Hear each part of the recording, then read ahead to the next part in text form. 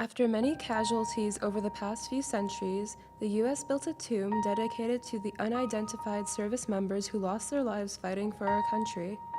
The idea of honoring the nation's unidentified service members had taken root in Great Britain in 1920.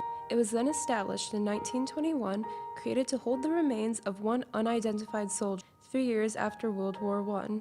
Soldiers began to guard the tomb in 1926, but it wasn't until 1937 that soldiers were guarding it for all hours of the day. The president who dedicated the tomb to the unknown soldier was President Warren G. Harding. It wasn't until 1958 and 1984 that more service members were buried beneath the tomb. In 1958, President Eisenhower signed a bill to the selection and paid tribute to the fallen unidentified soldiers in the Korean War and in World War II.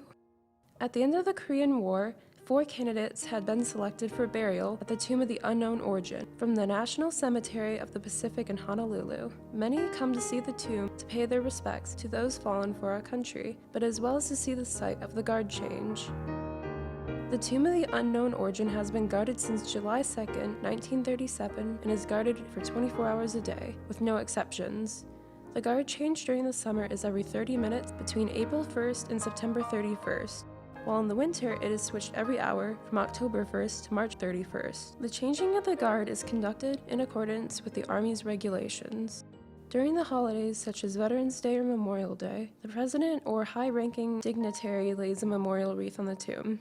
It has been in 1984 that the last unknown Vietnam service member was put to rest, but later unburied and tested to find the identity of the soldier and was found to be Air Force First Lieutenant Michael Joseph Blasi. As the first body had been laid to rest, there had been originally 3 other candidates to choose from. When one of the bodies were to be chosen, a white rose was laid on the candidate selected to be put to rest in the tomb. The 3 bodies who weren't chosen were buried in the Missus Argonne Cemetery located in France. The selected service member was later shipped to Washington, D.C., and ceremonies were held. As the one chosen, they now resemble the honor of those who were unable to be identified and served to protect our country. As Veterans Day approaches, we thank all military veterans that have proudly served our nation.